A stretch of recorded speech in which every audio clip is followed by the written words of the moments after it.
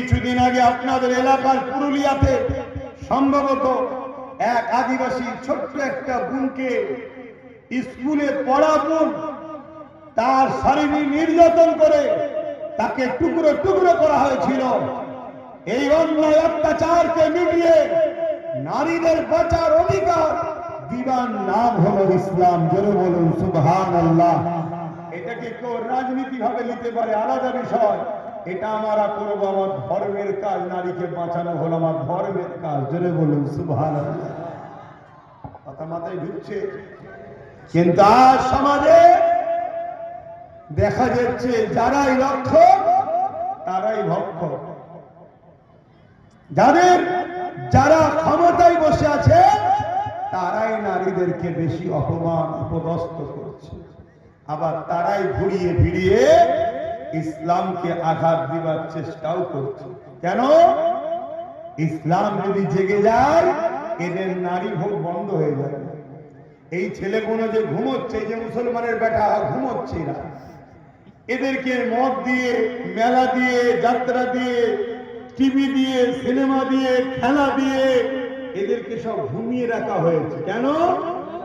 জালিমরা জানে, ফেরাউনরা জানে, সাদ্দাত নমরুদরা জানে যে একটা মুঈনুদ্দিন হলেই ভারতবর্ষে যথেষ্ট। জোরে বলুন সুবহানাল্লাহ।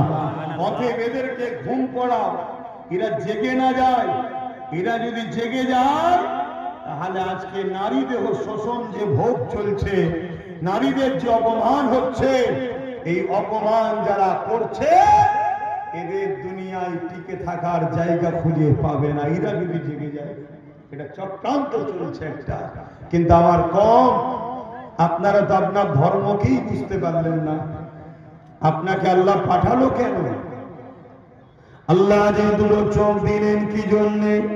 আল্লাহ যে দুটো হাত দিলেন কি জন্যে? আল্লাহ যে দুটো পা দিলেন কি জন্যে? আল্লাহ যে জবানে কথা দিলেন কি জন্যে? এ যুবকেরা, এবং তোমাকে আমাকে আল্লাহ পাক খায়রুল উম্মাহ বানিয়েছে। কুনতুম খায়রুল উম্মাহ উখরিজাত লিন-নাস তা'মুরুনা বিল মা'রুফ ওয়া তানহাউনা আনিল মুনকার। এ দুনিয়ার মানুষেরা, এ বাঁকুড়া জেলার মানুষেরা, ও দাদা পীরের সিলসিলা অনুসারী অনুগামীরা, এ নবী দিবানারা, মন দিয়ে শোনো, বিশেষ করে যুব সমাজ শোনো। আল্লাহ তোমাকে আমাকে শ্রেষ্ঠ উম্মত করে পাঠিয়েছে।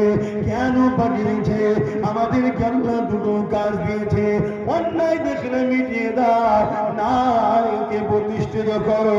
অন্যায় মিটাতে গিয়ে যদি তুমি মারা যাও, অন্যায় মিটাতে গিয়ে তুমি যদি অন্যায়কারীদের হাতে মারা যাও, এই যুবকেরা শুনে রেখে দাও, কিয়ামতের দিনে সাহাবাদের কাতারে হাসর নাসর হয়ে আল্লাহর জান্নাতে যাবে।